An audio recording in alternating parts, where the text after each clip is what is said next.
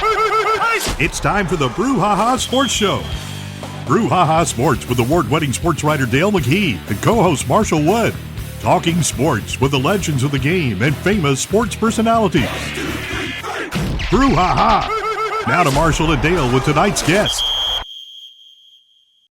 Phillips Building Supply in Laurel, your hometown building supply store since 1954. We are locally owned and pride ourselves on helping our customers find exactly what they need. From foundations to roofs to doors and windows, Phillips has it. For tools, hardware, lumber, and plywood, visit Phillips Building Supply.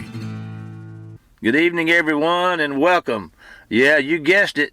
It's Brouhaha time. Marshall Wood along with Dale McKee calling in from parts unknown, man. You can't ever tell where a brouhaha is going to break out. How you doing, buddy? I'm doing good today. How you doing? Woo! Like I heard a man once say, I'm in good shape for the shape I'm in. Let's go with that. There you go.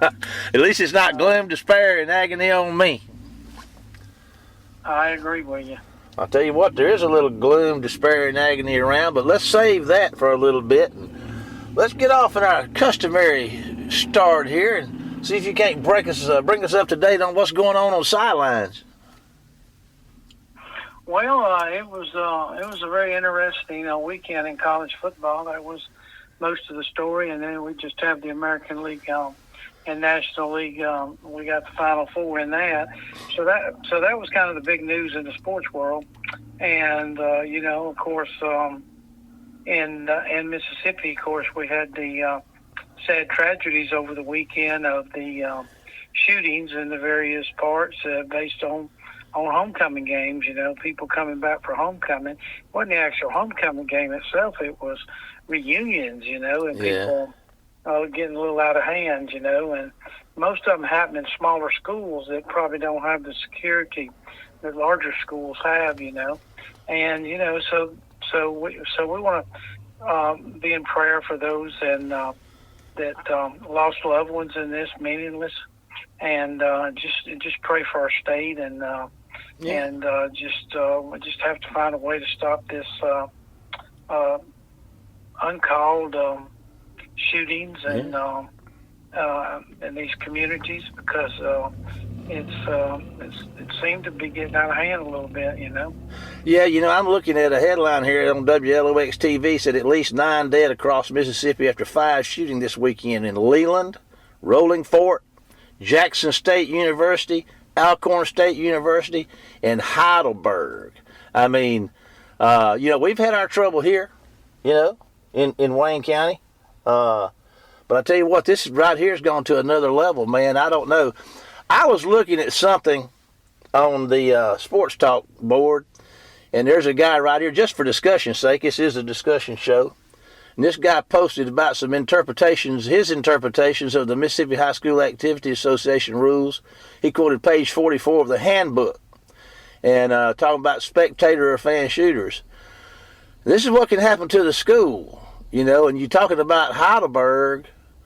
And I'm not sure if that was on campus. Some of them were on campus, some of them weren't. But here's some things that can happen. Probation, $500 paid by the school, 1 year probation of spectators from all games. Other penalties is deemed appropriate for the severity of the violation. 1 year probation. Here's one for a wholesome competition school. I don't know what that means. 1 year probation, $1,500 fine. Spectators on probation, no home games for a year, suspended spectators from games, no fans at home or away games. So, the schools have to pay for the hearings and meetings and investigations by the Mississippi High School Activity Association. How big a deal do you think this is going to be with this rule application? Could Heidelberg or any of these other schools, not the universities, of course, be without anybody in the stands, or maybe even not even able to play for a state championship? How does that all play, Dale? You got any idea? Well, I know it's a serious matter. Okay, I'm not making any light of the seriousness of it. I just don't know if you can blame a lot of these schools for what happened. I mean, some of these, the ones, I mean, You don't even know if these people were from Heidelberg, if they just were there. It's tough to control that in these smaller schools because, they may have one or two security guards or a couple city police people there that just want to show up for the ball game. And it's just hard for me to imagine them doing that. But what the problem is going to be for, say, a Heidelberg, it's tough enough for Coach Carter to schedule games. Who's going to want to go there and play? I mean, we talked about, them having to go out of state to Chattanooga to play. Yeah. I mean, it's a bad reflection on your community. And a lot of times that taste in people's mouths doesn't go away for a long time. If you have an incident, it's in your community, it may have an adverse effect on anything from businesses coming in there to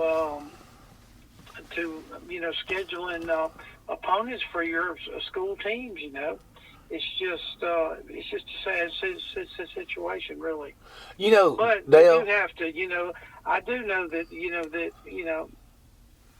every school's got their problems, and I know these people want to have reunions, but they are probably going to have them off campus in the future and not be involved in the actual game. Now, they can come to the game and be a spectator that night, but I don't think that I think there's something going to have to be put in place, maybe by the Mississippi High School or maybe by local school boards. Hey, listen, these reunions are going to have to be off campus, and you can't even come to the football stadium, you can come as a spectator and things like that. But I mean, that's the only control that I know that you might could have. If you can pay a football coach $90,000 a year, you can hire security. Well, there's no doubt about that. Yeah. But, some of these smaller schools are not paying $90,000. What are they paying Heidelberg? I wouldn't know, but I would assume that they're not going to be, maybe 2/3 of that. I've heard 90. Lucky. Yeah, and maybe not even that much, Yeah. Somebody posted that Sports Talk board. Of course, they know everything, that he made $90,000 a year. But anyway, I ain't worried about that. He's winning state championships and all that kind of stuff. Well, he may, I just don't know. Yeah. But that seems to be a lot of money to be paying in Heidelberg, Yeah. They got a lot of oil money over there? Yeah, well, no, with the tax rates, and it's just that, there's not much. There's not many businesses in the town itself anymore. I'm not slamming Daryl Carter. I love Coach Carter. Don't get me wrong. We're not slamming him. We're just talking about situations and the capacity to protect our public. We've had our problems here. Hey, listen, in Wayne County, we've had our problems, and everybody knows what they are. But we tend to forget.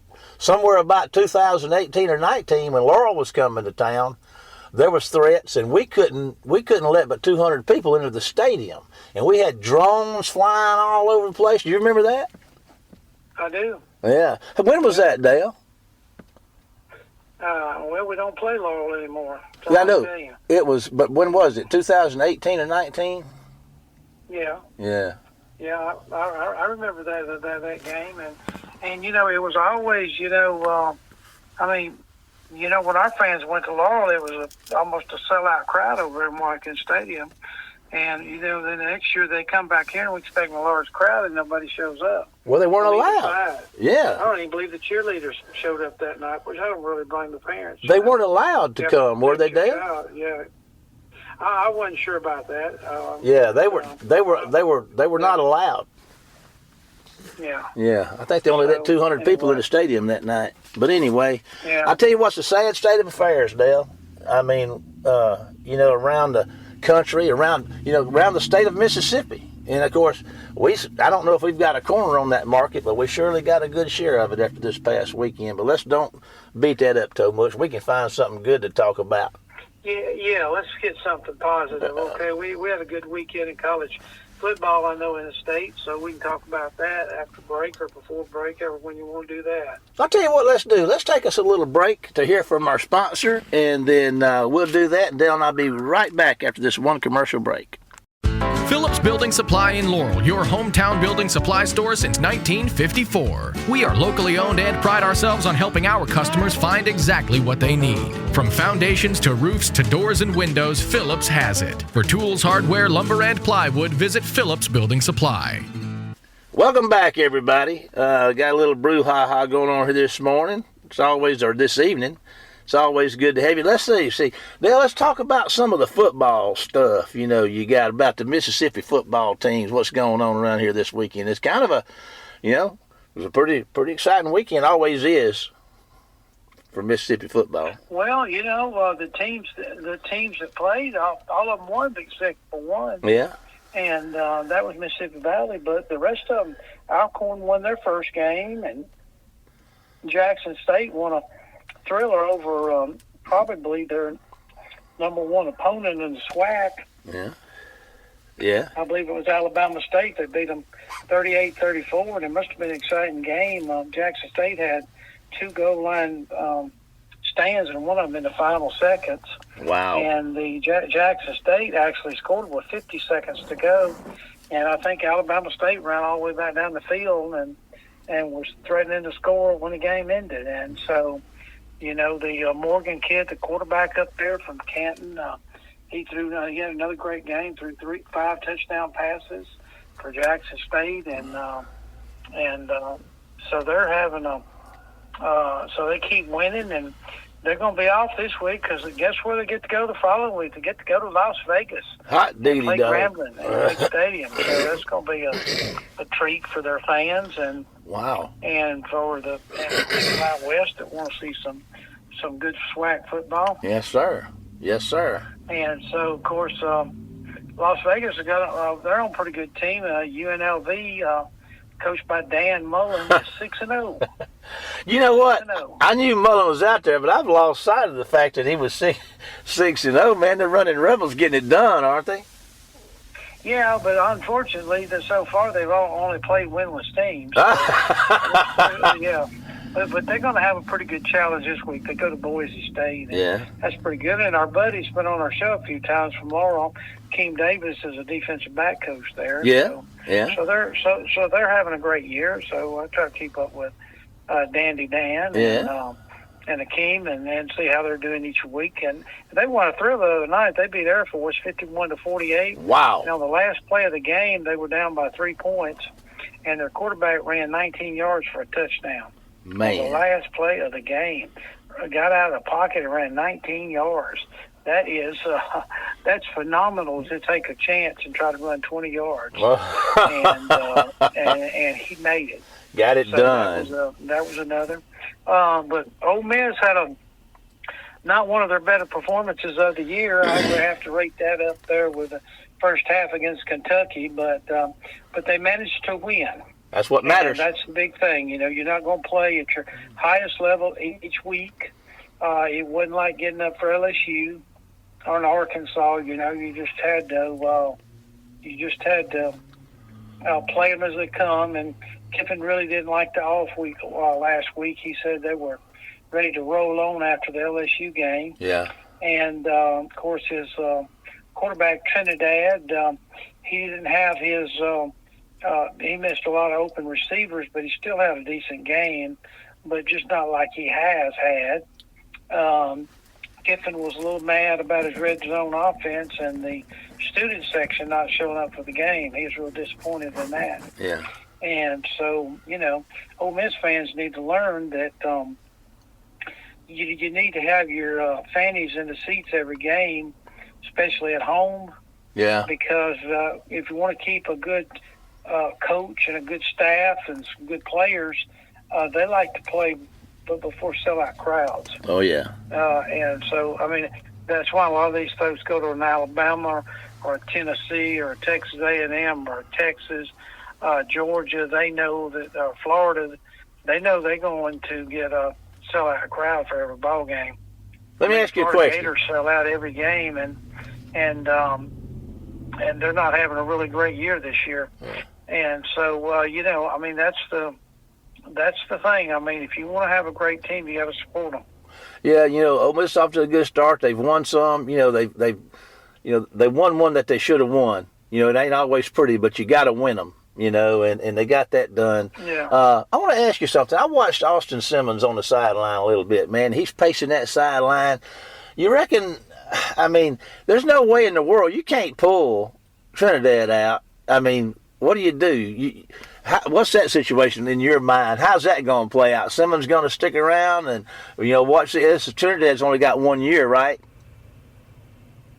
Who, Simmons? Yeah, no. Trinidad, the guy that's now, Trinidad. He's only got this year. I think he should. Yeah, I think he's just one of those 1 year wonders. Yeah. Yeah, Trinidad's. You know, I think it'll be hard to, but also, Marshall, the quarterback situation is very unique. I heard an interview with the Oklahoma quarterback after the Texas game this week. Yeah. And he hadn't played in 3 weeks. Yeah. And he tried to come back for this game, and he said, you know, physically and mentally I was okay, but he said my eyes weren't right. Yeah. He said I haven't been in that situation in 3 weeks, and so it's just the situation of, you know, getting your eyes back. Now, I didn't really understand what he was saying, but other quarterbacks may understand what he's saying. You know, you have to be out there and play. And the issue that I think I have is that if there would have been a time Saturday, I think Kiffin would have put him in just to give him some reps. Yeah. Talking about Austin. Yeah. But I was told, too, that he's still having issues with his ankle. Now, an ankle is an issue because ankles usually last 6 weeks. You know, it's a lot of times it's good to break an ankle instead of spraining it. Right, high ankle sprain never go away, will it? Yeah. What's that? I said you get a high ankle sprain, and you know those things used to last forever. But now they got that surgery they did like on Tua, and maybe did it on Jalen Hurts too at Alabama, where they put that loop in there and pull that thing together, and it kind of heals it a little quicker. Yeah, well, I don't know if he's had surgery or not. If he has, they haven't announced it. Yeah. And but anyway, Ole Miss did good, and State was open. They got to go to Florida this week. Of course, Ole Miss got to go to Athens, Georgia, so that's going to be a big ball game. And Southern Miss won again. Yeah. Had to survive. They got up 28-7 at half, and I guess they were. I don't know, counting their wins before the final whistle. Had to hold on for a 3-point win. Yeah. And of course, they had a great performance from the Taylorsville kid, Jeffrey Pittman. He had 140 yards and a couple rushing touchdowns. And for parts of the game that I saw, he ran the ball really hard. Yeah. And especially down there close to the goal line. And, of course, so Southern's on to Louisiana Lafayette this week. And all those 3 games are like it. Ole Miss plays like at 2:40, and I think Southern Miss and Mississippi State, I think Southern Miss plays about 3:10 and Mississippi State about 3:20. And so they're all going to be on the same time, unfortunately, for Mississippi fans.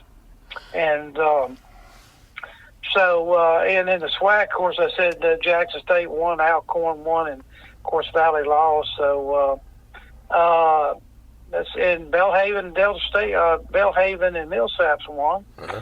And so we had a good week, and Delta State was off. And, of course, Delta State is preparing this Saturday for Furman from Virginia, I believe.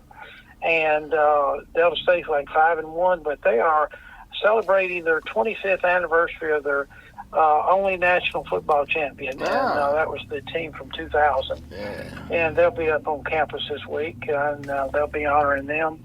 So that should be a great weekend for in Cleveland for Delta State. And so in the JUCOs, of course, now, I don't know if you saw in the column, there's only 11 undefeated teams out of the 136 in Division I football. Wow, I only saw 11. That. Yeah. And so Ole Miss is one of them, and Texas A&M is one of them, and of course Ohio State, and now Indiana. Indiana surprised a lot of people by going to Oregon and beating them, because Indiana was. I read this, I couldn't believe it. They were 0-46 against Power 5 schools on the road. That's before they got this new coach. ranked power schools. Excuse me. Yeah. They were 0-46. So that was quite an accomplishment for them, and that coach up there has done a tremendous job. And there's going to be some coaching openings, because I saw where this weekend, of course, a few 2 or 3 weeks ago, Mike Gundy from Oklahoma State was let go, and this past weekend, or the week after that, the UCLA coach was let go, and they've won every game since. James Franklin. Oklahoma State's lost every game since. Yeah. And Penn State let their coach go this way, James Franklin. He'd been there like 11 years. Weren't they counting on it? Weren't they supposed to win a national championship? Weren't they supposed to win a national championship this year? Yeah, they were ranked number 2 in the country. Yeah. Yeah, the rankings will get you, Looks like he's going to pick up $49 million. Yeah. Looks like Franklin's going to. You were supposed to win a national championship this year, and you let UCLA, who hadn't won a game, and Northwestern beat you. He's still going to walk out of there with $49 million in his pocket. That's not a bad deal. Yeah, I'm sure there'll be some kind of bad out. And it is. It's 40. It's 40. It is a bailout. It's $49 million. Yeah. That's what it is. More than $49 million, man. I tell you what. I don't know how. Yeah, I'd say send me a couple of million a year. Where with it, Where do you draw the line on this stuff, Dale? You firing these coaches and have to pay them anywhere from $40 to $100 million dadgum dollars. I mean, what's wrong with these these people? The issue is this too. Now, you just think, when the season's over, you still may paying some of their staff members. Yeah. Some of them have 1-year contracts. Some of them have 2s. Some of them have longer contracts. The staff people. Yeah. So you either keep them. Is the new coach going to keep them? The new coach is going to bring a new staff in. Yeah. He's going to want them to pay at least equal what Penn State was paying, the previous coaches. Yeah. So it's a challenge for these universities, and I think that one day all of them are going to wake up at the same time and say, you know what, this has gotten too big. We can't handle it. Yeah. We just need to go back. Hey, if you want to play football, come walk on. I don't believe Trent Dilfer's going to pick up $40 million, having been fired from UAB. I see where he got canceled. Yeah. Of course, he was a little. At times he could be a little hot-headed, and I think that may, of course, unfortunately, I don't care if it's junior high, high school, junior college, NFL, the bottom line is... just win, baby. Coach got to win, Yeah. And that's it. Let's talk about something. Let me throw this out at you. I watched the Red River Shootout there, whatever they call that thing, the State Fair of Texas. That was a lot of fun watching that game. I'm a Manning fan, always have been. I know you are too. Arch seemed to be a little more in sync this weekend up there on that big stage. What did you think about that? Did you have a chance to see any of that? No, I really didn't. We're kind of on a little vacation, and football is a no right now. Oh boy. Anyway, so I did watch a couple. I watched some highlights of it. You know, later in the night. Listen. I'm gonna bring something up, and I may be as far off bases from here to the moon and back. But Arch's throwing motion is not that great, and I don't know what it is, about it. It seems like it's changed. But I think Steve Spurrier said something, and Steve has some interesting things to say, by the way. Yeah. Steve said, if Arch was so good, why was he the backup last year? Yeah. And, that was an interesting question. Yeah. Because Quinn Evers was a pretty good quarterback, but he was injured a lot. Yeah. And still, every time he got off injury, they brought him back. Yeah. And so, I'm not sure, but it seemed like that he was very accurate with his passes this week. I think, too, that in this day and time, you have to have a quarterback almost like a Tom Brady that's going to throw the ball short and fast. Yeah. I don't think you can wait for the long ones. Yeah. The long ones are going to come back on busted plays. Yeah. If you watch the NFL, if you saw any of Jackson Dart Thursday night, and I did watch the replay late at night. Oh, okay. You're cheating a little bit. Jackson's Dart, his long passes were scrambling passes, basically. Yeah. You know? Yeah. And, I think there was maybe one or two that he was in the pocket. But it's just really tough standing back there in the pocket and get that much protection, you know? And most of the time, if especially in college and the pros, if they're playing a zone defense against you, against your offense, you have to have a great pass rush, or it's not going to go. Yeah. I mean, they're going to be able to find the holes in those zones. So I think they just came to the conclusion that hey, we need to be more patient with Arch, and we just need to maybe go a little bit quicker. Yeah, just for the sake of argument, he came into the game last week with a 60% completion percentage. That used to be a good number. Now 60% obviously is a bad number. But I can remember when somebody threw 60% completions, man, they were the best in the league, in the country, in every division you play. But that's not the case anymore, is it? No, because I think that it's not like the Johnny Unitas deal where old Johnny would throw it long, Yeah. And if you got over 50% back in the 60s, you were doing great, Yeah. But everybody was throwing the ball long. Yeah. And nowadays, people throw it to the backs and to receivers, like in and out, Yeah. just hit them right when they leave the line of scrimmage. So I guess your percentages go up because the passes are a lot shorter than they used to be, Yeah. Well, I'm going to tell you, I'm looking at the top 25 here. AP came out, Ohio State, Miami, Indiana. You talked about him. That coach, man, he's a warrior, and he doesn't care what he says. A&M's up at 4. Ole Miss dropped to 5. Alabama 6. Texas Tech, they're probably going to climb some more. Oregon, Georgia, LSU, Tennessee, and Georgia Tech. And that rounds out your top 12. Ole Miss has got themselves in a pretty good place. I mean, looking at their schedule, if they can win, one of the Georgia or Oklahoma, that's going to give them a pretty good cushion. They just might make like the guy said in the playoffs. I mean, that's certainly better than a mathematic possibility at this point. You agree or disagree? Yeah, I think that they definitely have to win one of these two and not slip up.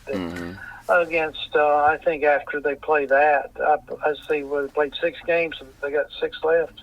Something like that. And so they got the next 2, and then after that, I know they have South Carolina and Citadel at home, and Florida at home, and then they go on the road to Mississippi State. Yeah. So they've got 3 or 4 games at home, which should help them a whole lot. Yeah. I think that helps them a great deal. Another team I was looking at, their schedule just out of curiosity, was Memphis. Yeah? Tell us about that. Memphis is wanting to be one of those, non-Power 5 teams that get in the playoffs, by being the top one, Yeah. And I looked at their schedule, and their 3 toughest games left. They're 6-0. Their 3 toughest games left, they all have at home. They have South Florida at home and Navy at home, and there was somebody else that they had at home, Tulane at home. So those are going to be their 3 toughest games, and they have them at home. And so if they don't slip up, I mean, they could be standing there at 12-0 and make the playoffs too. Now they may not be, up in. I think last year they put that to somebody number 4, Boise State. Or Yeah, somebody, it's not going to work. and they let and let them have a home game. I think against Penn State. That's State ridiculous. Pretty good. Ridiculous. But you know the top 4 teams are in pretty good shape because they get to bye. Yeah. And then 5 through 8 get to host the first round. Yeah. You know, and then after that, all the games are on neutral sites. Yeah. So if Ole Miss can at least be in the top 8, Yeah. they would host a home game. Yeah. And by doing that, you know, they would, you know, they do pretty good up there in Oxford. They've only lost 1 game the last 2 years, and that was to Kentucky last year. Yeah. So, and they beat some pretty good teams coming in there last couple of years. Well, Dale, let me tell you something. I hate to say it, but you know we're out of time, partner. Well, okay. I appreciate you and all you do in the Brouhaha world, and we thank you. We want to thank our listeners for joining us and remind them that you can keep up with us during the week on our Facebook page, the Brouhaha. And all of our shows are cataloged for you to listen to on demand on our YouTube channel at the Brouhaha. But for now, it's that time to say goodbye, Dale. Goodbye, Dale. Goodbye, folks, and we'll see you next week for more of the Brouhaha. Get us out of here, Jamie. You've been listening to the Brouhaha with Dale McKee and Marshall Wood. Heard Tuesday evening, 6 p.m. on WABO. For more of the Brouhaha, follow us during the week on Facebook and WABO.